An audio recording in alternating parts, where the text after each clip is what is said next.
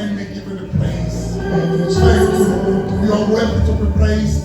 Fanele ukuqiniswa, fanele ukuthuswa. Inyama yonke ilangazelele kwabantwana bokukhanya. We honor and we give you the praise in Jesus' name. Amen. Sinashela phambili zabantu umshini wethu funeka fushane. Thank you. Thank you, Jesus. Amen. Ngiyacela sizwe lenkosi when it's going to belong. When it's going to belong, by 12 o'clock we'll be out in this place. Ngiyacela sizwe Luke chapter 19. Luke chapter 19. Starting to read from verse 1 to verse 10. Awusifundele silika njengoba ngifunda iBhayibheli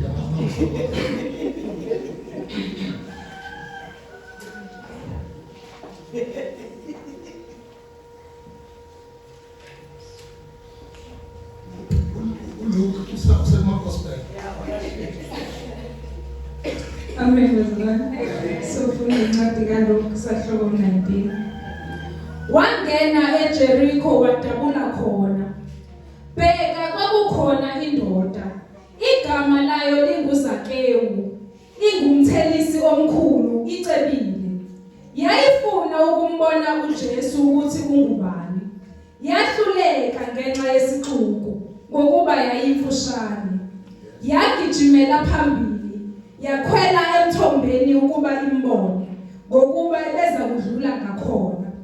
Esefikile uJesu kuleyo ndawo wabheka phezulu wathi kuyo, Zakewu, shesha wehle ngokuba namuhla ngimele ukuhlala endlini yakho. Verse 6. Washesha wehla wamamukela ngokuthokoza. Kuthe bakhona bonke bathi uye kungenisa kwandoda eyisoni. Kodwa uZakewu wasukuma wathi enkosini, bheka Nkosi, ngipha abampofu ingxenye yempahla yami. Kuthi uma ngimaphucile umuntu into ngamacebo, ngiyibuyisa iphindwe kane. uJesu wathi kuye, namuhla insindiso ifikile kulendlu. Lokhu naye eyindodana kaAbraham. Ngokuba indodana yomuntu ize ukufuna nokusindisa okulahlekileyo. Amen. Father, we thank you, we give you the praise. When we go siphakeme usisizwe ngezwi lakho sicacise lokho singenamandla okusicacisa khona. Mona operate in our midst. Nkulunkulu wethu sibone lezi zinto sibekele zona ezweni lakho. Nayo Kristu enkosi. Amen. Ungavalike wesilisa nathi sizoloku siwaphinda amavesi esidinga ukuwaphinda. Amen. Amen. Ngiyafisa bazalwane mhlambe to give you a bit of a background indaba kaZakewu. Uyazi indaba kaZakewu uyayazi. Akekho umuntu ongayazi. Amen. Amen. Ungayisho nje bongayazi indaba kaZakewu ngingeluleka ukuba umbone umamsikalala. No amasho ngoba iyakhulula kakhulu lapha kaSunday school. Isho ungayithola iphelele khona. Amen. Yawuke sasuke sithi phezulu kanti bakhona bazalwane abanayo iphelele. Amen. But into engifisa ukuyicacisa ngoZakewu kunezinto ezimbalwa esivamise ukudlula kuzona kalula. Amen. Amen. The gospel kaLuke isitshela ukuthi uZakewu wayengumthelisi.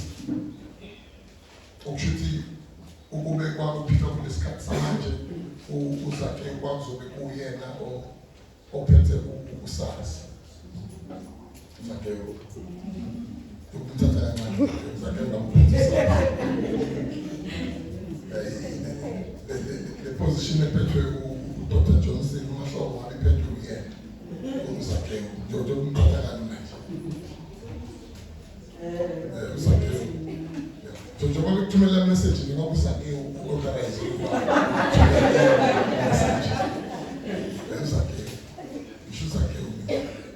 Zakewu umthatha kancane ukuthi nje yonke le excitement onayo ngabe idalwa ukuthi uZakewu ushilo. But into yenza zimbalwa izono ama-gospel noma i-New Testament eziqhamisayo.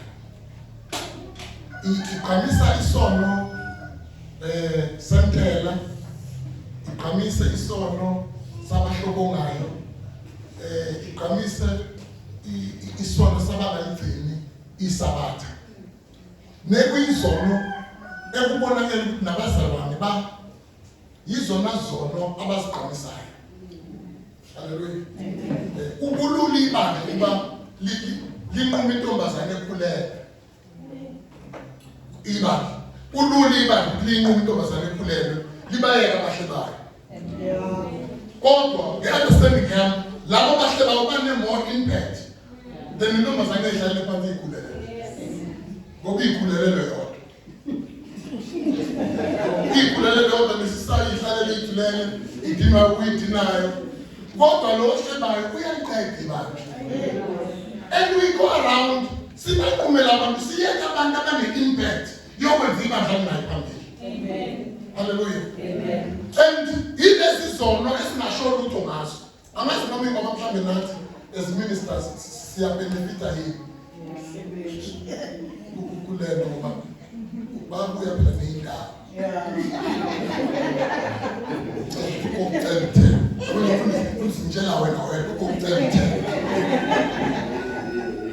You see, that's the problem.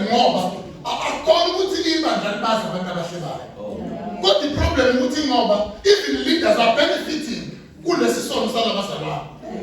they are not saying anything good.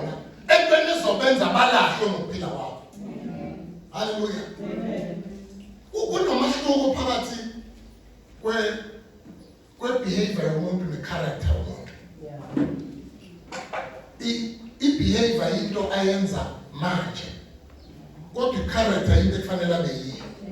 Akekho umuntu ongazi ukuthi kufanele abe yini, kodwa i-division yezinto ayizo. Hallelujah. And kubalulekile ukuba usizwe uyeke lezi zinto ezingewuwe uye kulokho yini. Hallelujah. Amen. There come look. Ithi uJesu uyongena eJeriko. Uyongena eJeriko. Uke wadlula uJesu ngesikhathi ehamba endleleni. Uke wadlula indoda ethi uBhatimewu igama lakhe. Udlula indoda ethi uBhatimewu igama lamuzuma lithi iBhayibheli lendoda ehlele endleleni ingaboni. Amen. You see, getting the scratches right. Lendoda engaboni. What is right? What the problem with the scarcity moves? Over to one Lord is how many to Jesus. My message is just to another building. The same crowd rebuke the man. Same crowd rebuke the man. It's full of family story now. I'm not talking about video and then I'm a fan. Who might have been thinking on now? Who's talking about suing or being on the problems and the one.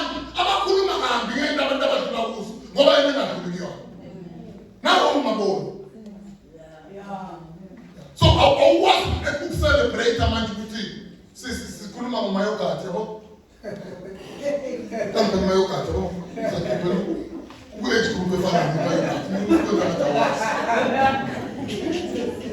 Hallelujah. So I want to see Zanana go push on the best and now and now there's that kissing to every family and you see it before I'm getting Jericho. Hallelujah. Before I'm getting Jericho, you let go what she is born. This is the Bible. Ungena Jericho, Uzake, but Uzake, uyashuka. I often speak verse 2. According to the show is Uzake, yes, Uzake, ushindo amakola angayisho. Bheka kwakukhona indoda igama layo linguZakewu. Bheka kwakukhona indoda igama layo linguZakewu. Ingumthelisi omkhulu. See, that is Bible is cool kwasazi. Icebile futhi. Yes. Yayifuna ukumbona uJesu ukuthi ungubani. You see, into efuna uZakewu akuyona into yokubona uJesu ngamehlo. It was an experience with him. Yeah. Umuntu manje ufuna ukubona ukuthi ubani akasho ufuna ukubona ngamehlo. He wants to have an engagement with you. Ungeze bandleni kanti ufuna ukumbona uJesu, you don't want to engage with him. Yeah. Abantu uJesu abeze ebandleni bezo-engage naye. Nento kwenza usale, you come to church ukumbona ngamehlo. You don't want to engage with him. Into enza umahluko empilweni yomuntu, umuntu osebandleni ezo-engage with him. Ngoba ma-engage nawe ukhomba izinto. Eyisho mhlabelelo wethinongo sami, athi mabala wonke azothi umphefumulo wami. Ihlanze umuntu we-engagement loyo. Akuyena umuntu ofuna ukumbona nje. Baningi abafuna ukutrenda, ufuna ukushutha naye. Yenze lento. Ngeke ngikusize lento ufuna ukushutha naye. Have an engagement. Ngoba ma-engagement nawe, he confront things in your life. Ukutshela ngendlela ophendule ngayo ngolesihlanu e-office usuja ukugoduka. Athi kodwa ukhulumanga kahle naleyo amamoklinayo. Ubonakala ubuya ngolosibili unento ekushisayo in your heart. Ukubona umama uxolisekela. Athi ayikho udule no. Ngifuna ukuxolisa ngoba ngenzanga la. You see, you had an encounter with him. You had an encounter with him. So mawufuna into enjalo-ke, uyadlula kubantu. Uyadlula kubantu. Kuba bese khona into uZakewu ayishoyo. Yahluleka ngenxa yesixuku ngokuba yayimfushane. See, lithi iBhayibheli uZakewu wehluleka to have an encounter with God. uJesu, ngesizathu sabantu. Ngesizathu sabantu. Angazi ngani izinto ezihlulile to have an encounter with him. Wabala abantu njengezathu. Wabala abantu njengezathu. Kuba sikhona into eyishoyo uZakewu, angazi uzofika nini iyona lekijafile. Yagijimela phambili, yakhwela emthombeni ukuba imbone. You see, the problem, uZakewu uyayazi i-disadvantage yakhe. uZakewu uyazi ukuthi isizathu sokumboni uJesu ukuthi yena ufushane. Kama siqale lapho ukuthi inkinga yakho uyawazi ama-shortcomings akho kodwa ublame abantu ngawo. uZakewu akazange amemeze athi njengoba ngila ngifuna ukubona uJesu manje ngicela umuntu aguqe khona ngizombona. Manje wena ufuna abazalwane bangakukhona before ube ne-encounter naye. Before ukwazi ukuya kuyena ufuna kube khona abantu abasukayo. Abantu ngeke basuke bezele into eyingafani uJesu. Hallelujah. Wena wazi into eyishortcoming yakho. Yazi uma umuntu awubi nama-shortcomings kuphela, khona izinto nazo ezama-advantage. Khona izinto nazo ezama-advantage. Hallelujah. Khona izinto nazo ezama-advantage. Lithi iBhayibheli uZakewu wayemfushane. Physical science liyangazi i-biology yesimple. Umuntu omfishane ugijima kakhulu kunomuntu omude.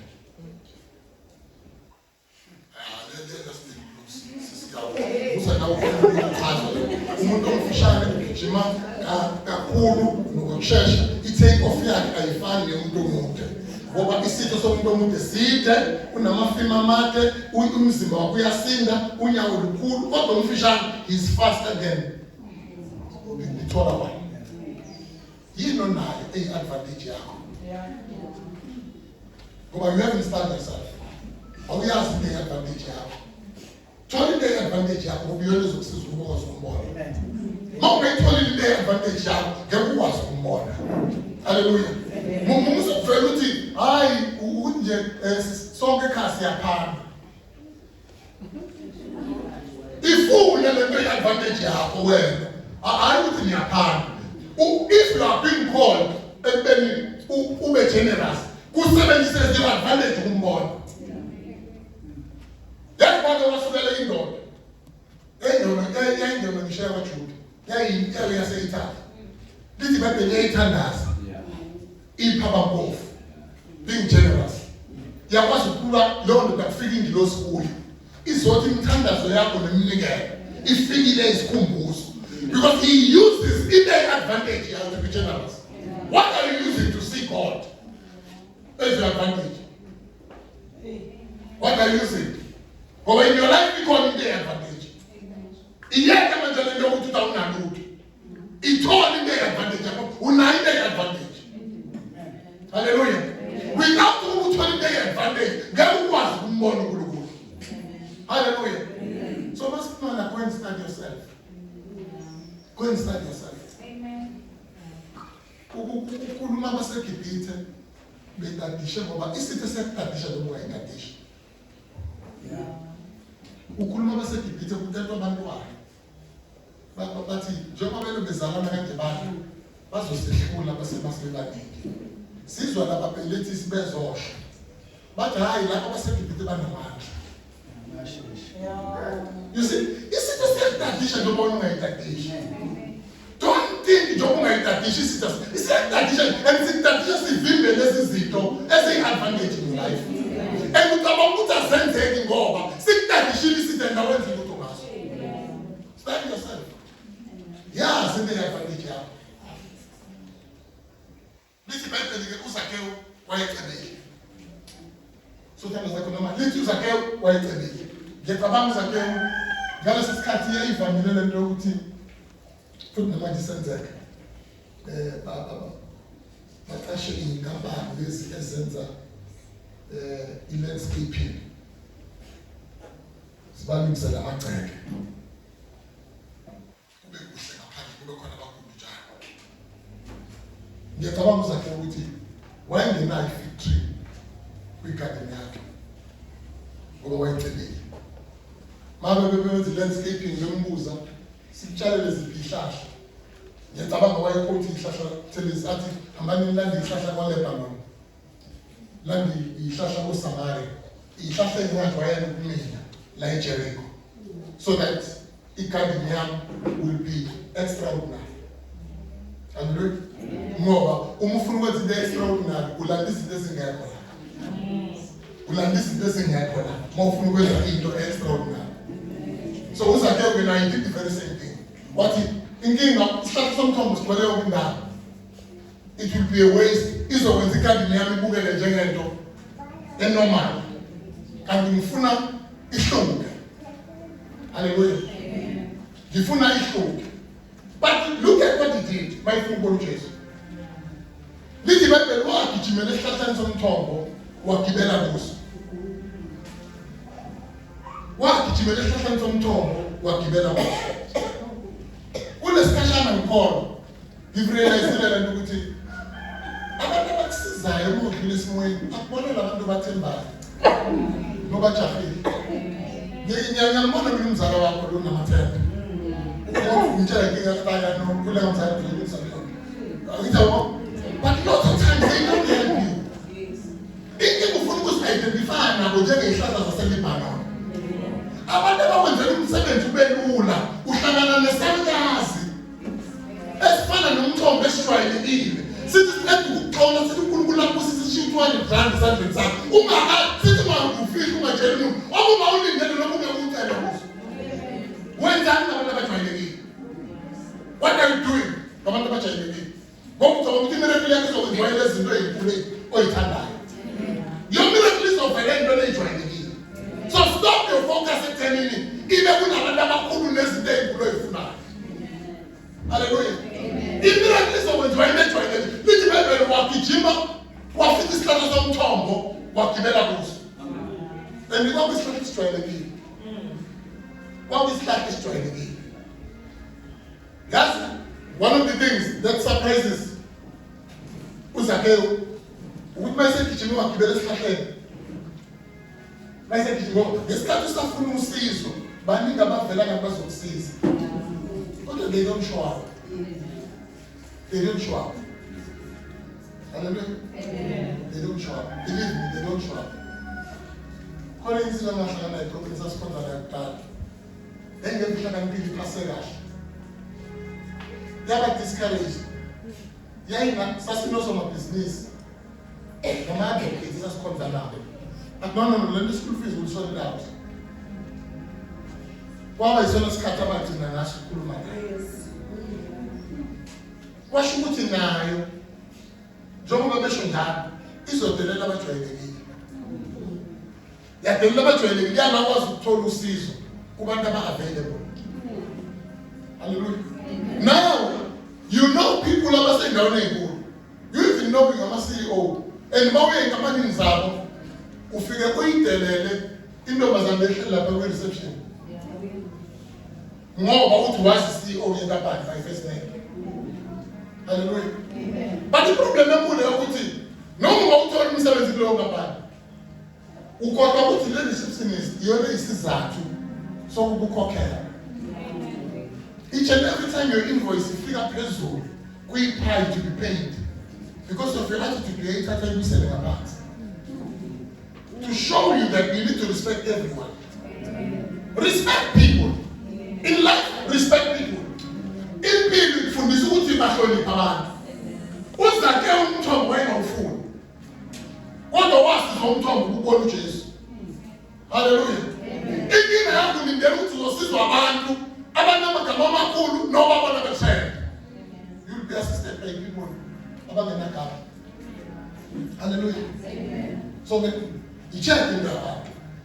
But secondly, lithi iBhayibheli uzake esesihlahleni esikhulu umthombo. uJesu uzodlula ngaphansi kwawo. uJesu uzodlula ngaphansi kwesihlahla. Noma eyibuka ihlahla. Wonke ama-fig tree ethelile. Kodwa wayazi ukuthi one of these trees sithelile kodwa sithelanga i-fig tree. Sithela umphefumulo. One of the things ayezazi uJesu.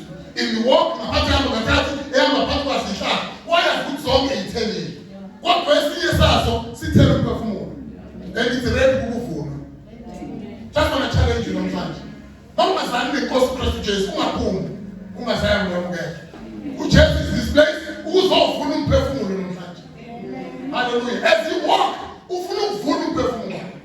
Ungavumi ukuba uphume la kanti lo umphefumulo osulungele ukuvunwa. Hallelujah. To start, the man Zacchaeus, uJesu mayefika, he called him by first name. He called him by first name. Yeah. All along, becabanga ukuthi yena ufuna ukumazi uJesu. Angakazi ukuthi uJesu uyamazi. Amen. Hallelujah. Amen. There are situations and the circumstances ocabanga ukuthi awaziwa. Kanti uNkulunkulu sekuhlelele. Wakwenza waziwa kuzona. You see, mawubuyisana nawe ucabanga ukuthi izulu lokwazi, and izulu lokwazi ngegama lakho lokuqala. So as you come back, go home, namhlanje. Ubuyele ekhaya kuyasiwa. You might think ufuna ukuba ne-experience noJesu, kanti uJesu kwazi the first name. Hallelujah. Lithi iBhayibheli uthi Zacchaeus yehlike emthini. Zacchaeus yehlike emthini. Kwakungabi ishock ukuthi waziwa nge-first name. He take a step further to Jesu. Uthi namhlanje ngizohlekhala lapha. Let me say this warning, njengomuntu. Ilwele into yokungabi ordinary. Yeah. Uma uyifunda kahle indaba kaJesu. Wayevele enza into engalindelekile. uJesu ngamanje kwangazwakala kahle lokuthi uJesu uyodla kamfundisi. Yebo la ngisho. Kodwa he chose uyodla emzini wesoni. Don't be ordinary. Lithi iBhayibheli njalo makufika uPaul noSila edolobheni kwakuba khona i-riot. Ngoba it's either kuzosindiswa abantu noma kuzolahla abantu incwadi zabo zemlilo. Awukwazi ukuba ordinary and uhamba nomuntu ongekho. Each and every time yakhona izimo uNkulunkulu akufaka kuzona ngoba efuna uveze ukungani ordinary and ufike ube ordinary kuzona. Ukhaliswa yikwele njengabantu uNkulunkulu kufanele nakuba usukuba ordinary. Challenge the circumstances. Amen. Amen. You're ordinary way. Yabo ukhala nabakhala nenduku. Wenza njani lo? Ngizobamba ngiyaqhubeka. Phela la ukhala ngoJesu. Hey. Don't go now. Yeah. Each and every time izulu liphushela esimweni. Lifuna ukuchallenge leso simo. This Bible Old Testament ikhuluma ngabafana abathathu bamaHebheru. Bafaka into ebekungafanele bangene kuyona umlilo. Kodwa sizwe isimanga lithi iBhayibheli inkosi yayingenandaba nabo. ithi inkosi mayibafaka empilweni umthelezi ithi kubona ngifuna ukubona noNkulunkulu wenu owazohlangula okusho ukuthi ukungena kwabo emlilweni it's a statement sokuba afuna ukubona inkosi no wonder mabe sesemlilweni bengashi lithi Bible iyona futhi inkosi ethi ngibona owesine ongathi indodana kaNkulunkulu you see ibenza mbona ngoba he was provoked ufuna ukumbona ababekade inkosi akambonanga ngoba babenginayinterest yokumbona you are only going to see God as when stop mawufuna ukumbona awuthi ufuna ukumbona namhlanje in your life unaida ufuna ukumbona kuwe unaida ufuna ukumbona ngenelela kuwe I need to challenge you mbizi yeka manje ukubiza abazali nokubiza omaye babo yeka kusizo omaye babo yeka mangawe baba bese sizindaba kwakho uhlulekile naye wethu biza yena in essence when yemzokwazi ukwenzela imangaliso lithi Bible ke umemezo zakhe uthale emthini uzakhe umaye emthini wenza a very bold statement ngesikhathi bemaholisha uthi makwenzelile kwakhona ngimqolayo khona ngewaqolo sazi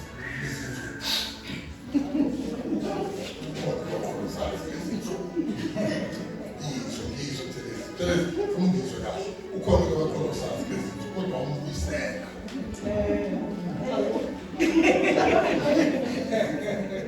ngizobutheleza sakusazi mawuqolile kulo nyaka uyenze ukubuyisela haleluya i-excitement bese ukubuyisela usazi uma kuyakupha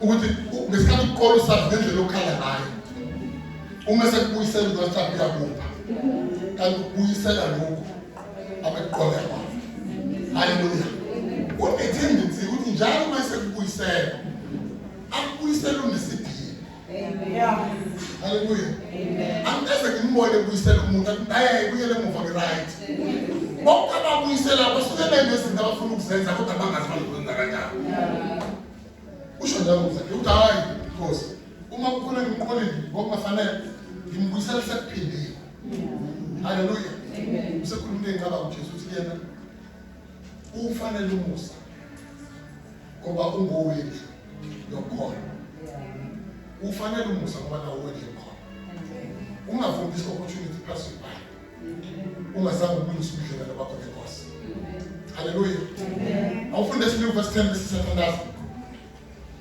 verse 8 and 10 kodwa uZakewu wasukuma wathi enkosini bheka Nkosi ngipha abampofu ingxenye yempahla yami imali lithi Bible wasukuma in other words wayesehlile emthini esephansi you can only have the courage to encounter izinto when you are with him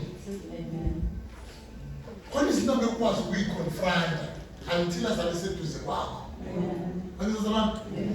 no wonder kukhona izinto zibalekelayo ezabalekela ubaba wakho zabalekela uma wakho zabalekela ugogo wakho ingoba wayengeke eduze kwakho once it becoming closer to you you can confront people and circumstances uwatshela into ofisa ukubatshela yona kube kanisile bheka Nkosi ngipha abaphofu ingxenye yempahla yami kuthi uma ngimaphucile umuntu into ngamacebo ngiyibuyise iphindwe kanye uJesu wathi kuye namuhla insindiso ifikile kulendlu lokhu naye eyindodana kaAbraham ngokuba indodana yomuntu ize ukufuna nokusindisa okulahlekileyo amen about to pray just was a very powerful statement today utayingidayizele uzele uzofuna ukulahlekileyo namhlanje uzofuna ukulahlekile uma ngabe khona i-area yakho in life noma impilo yakho ongazani nayo it's an opportunity iyona ndayizele ayikho mama masingatsheleni ungabe sidlala ngawo ayikho enyayizela wayizela abalahlekile hallelujah and that's what we are here as a church sizele abalahlekile wena ufuna ukubuyisana neNkosi wena ufuna ukumbona uJesu Yes. Hallelujah. Amen. Let's go ahead and pray. Before we pray. You can raise your hand, you can stand up. Ayikho esizoyenza sizokusenkosini ngomthandazo. Ungavumi ukudlula ithuba lokubuyisana nenkosi ngesikhathi sicayi kangaka.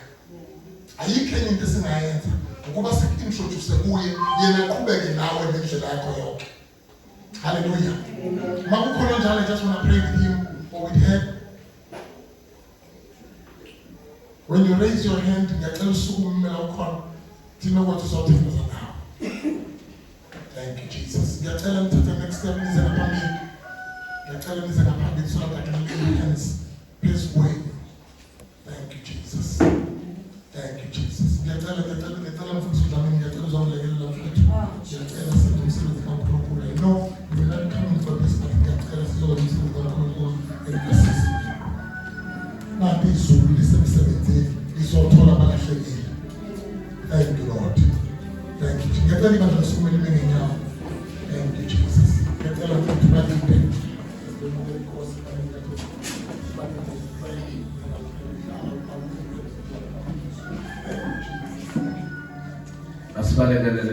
Thank you, Lord. Yes. Thank you, Jesus. Have your way. Have your way, oh Lord. Thank you, Jesus. Thank you, Jesus. Cela sishilo mthandazo. Nkosi Jesu. Ngeza kuwe. Namhlanje ngibonile ububi bami. Uthakathaka bami uphambi kwami. Wehluleka kwami konke. Ukuveza obala. Ngezwi lakho. Ngakho ke ekuseni namhlanje ngiyakwamukela empilweni yami ukube ube inkosi nomsindisi wempilo yami. Konke obokungehlula ukukuletha kuwena ngoba wena wehlulwa yilutho. Konke bengifisa ukwenza kodwa bakazi ukwenza namhlanje ngikuletha kuwe ngoba wena wehlulwa yilutho. Thatha impilo yami baba wethu kuwena uyenze ibe yintsha baba wethu namandla wonke. Ungipha amandla okunqoba izimo, ungipha amandla okwenza izinto ezifunwa nguwe. Sathane ngiyamdela ngemisebenzi yakhe baba wethu ngibona egameni likaJesu sikunikeza udumo. Baba wethu namandla wonke akekho njengawe. Baba wethu muhle ufanele udumo ufanele isibongo. Glory to Jesus. Thank you, Jesus. Thank you,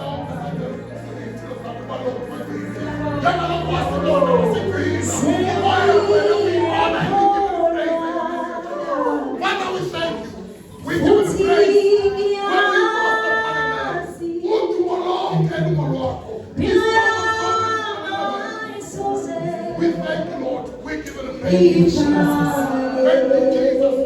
We give it praise. We give it